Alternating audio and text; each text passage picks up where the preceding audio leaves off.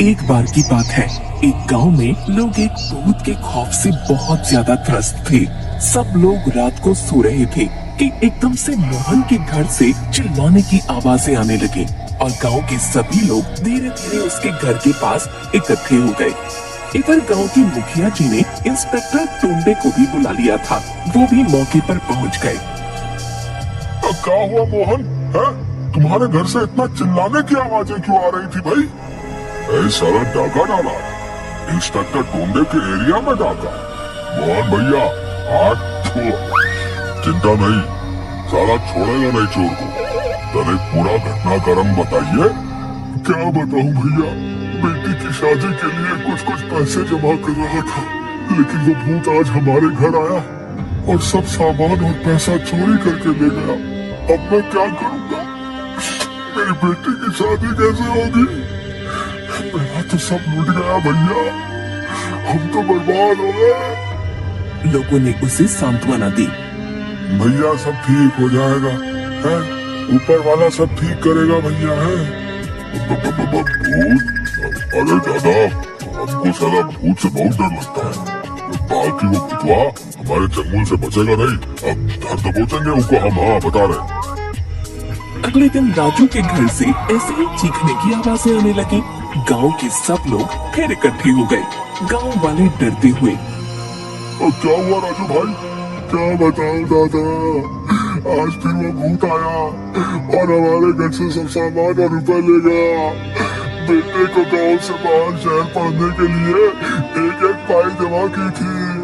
अब मेरा बेटा कैसे पढ़ पाएगा दादा? लोगों ने उसे भी काफी सांत्वना दी। इंस्पेक्टर टोंडे भी आए और बहुत परेशान होते हुए मुखिया जी से बोले, अरे मुखिया जी, अब कोई तो रास्ता खोजिए। कैसे हम उस भूत को पकड़े, बताइए तो सही। गांव के बूढ़े मुखिया जी ने कहा, बेटा सब ठीक हो जाएगा, परेशान मत हो तुम। कहकर चिंतित होते हुए वो भी घर की ओर निकल लिए। वो भूत अब हर रात गांव में चोरी किया करता था। एक तो लोगों को भूत का खौफ था, ऊपर से चोरी का डर अलग सताने लगा था। अगले दिन फिर अब राधा के घर में भूत आया और राधा के बचाए हुए पाई भी ले गया। राधा बेचारी तो सदमे से बेहोश ही हो गई। गांव वालों ने उसे जगाया और पानी पिलाया। सीता ने पूछा, अब तुम ठीक हो क्या राधा? राधा बस रोने लगी और कुछ भी नहीं कह पाई, बस रोए जा रही थी। थोड़ी देर बाद उसने कहा, सीता, अब मेरी माँ की आंखों का ऑपरेशन कैसे होगा? जो भी मैंने बचाया था वो सब चला गया। इतना कहते कहते वो फिर रोने लगी। अब ऐसी घटनाएं आए दिन होने लगी थीं। इधर लोग धीरे धीरे उस गांव को छोड़कर जाने लगे। इसी बीच गांव के मुखिया जी का बेटा राघव, जो कि शहर में पढ़ाई करता था, गर्मी की छुट्टियों में गांव आया था। उसी दिन मुखिया जी के घर में भूत ने पहले तो लोगों को डराया और फिर चोरी की।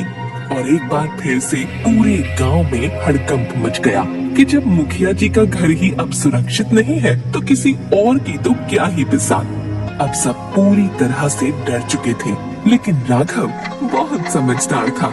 उसे ये बात पहले से ही खटक रही थी कि भूत आखिर चोरी क्यों करेगा। उसने गांव वालों को और मुखिया जी को ये बात समझाने की कोशिश की। बाबा, मुझे नहीं लगता कि ये काम किसी भूत का है। कोई भूत आखिर चोरी क्यों करेगा? हो ना हो ये कोई इंसान ही है। लेकिन गांव वालों में इतना खौफ भर चुका था कि वो राघव की बात मानने को तैयार ही नहीं थे। बाहर से 4 अक्षर का पढ़ा है? बहकी बातें करने लगे हो तुम। छोड़ा भैया, चलो यहाँ से। अब बस गांव छोड़ने में ही भलाई है, बता रहे हैं। हमारा गांव अब साबित हो चुका है, साबित। हाँ ठीक है तो भैया, चलो चलो। लेकिन राघव का मन अभी भी इस बात पर यकीन नहीं कर पा रहा था कि एक भूत चोरी कर सकता है। उसने शांति से इस सारी घटना के बारे में वापस से सोचना शुरू किया और एक योजना बनाई। उसने अपने एक दोस्त को शहर से बुलाया और उसे खूब सारे पैसे लाने के लिए कहा। इधर गांव में उसने प्रचार कर दिया कि उसका बहुत अमीर दोस्त आ रहा है और वो कल आएगा और कुछ दिन यहीं रहेगा। अगले दिन उसने अपने घर काम करने वाले एक लड़के को उसे लाने के लिए बस स्टॉप भेजा और ये भी कहा, देखो बुला, उसका नाम उदय है, ध्यान से उसे लेके आना, उसके पास बहुत सारे पैसे भी होंगे, कहीं कोई चोरी ना हो जाए। ये बात अब तक गांव में आग की तरह फैल चुकी थी कि राघव का एक अमीर दोस्त गांव आने वाला है। उदय अब राघव के घर आ गया। उदय ने कहा, राघव, जैसा तुमने कहा था, मैंने कुछ नोट वहीं बस स्टॉप पे गिरा भी दिए थे, लेकिन पूरा माजरा क्या है ये तो बताओ। सब पता चल जाएगा तुम्हें आज रात, घबराने की कोई बात नहीं है। सुनो, तुम भूत से डरते तो नहीं हो ना?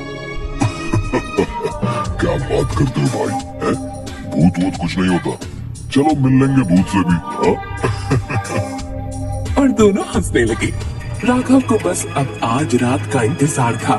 रात को राघव के प्लान के अनुसार भूत आया, लेकिन राघव ने उसे पकड़ने की सारी तैयारियां पहले से ही कर रखी थी। वो जागकर बस उसी का इंतजार कर रहा था। उधर इंस्पेक्टर टोंडे को भी अपने घर के बाहर चोर पर निगरानी रखने को कह दिया था राघव ने। तुम बिल्कुल चिंता मत करो राघव, हाँ? आज वो चोर भूत बचेगा नहीं हमसे, हाँ बता रहे।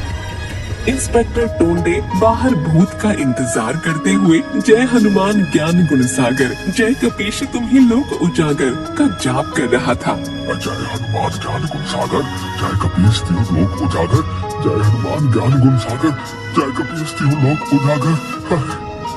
अचानक बहुत जोर से भूतिया आवाजें आने लगी और वो राघव के कमरे की तरफ आते आते और तेज हो गई, क्योंकि राघव का दोस्त राघव के कमरे में ही था।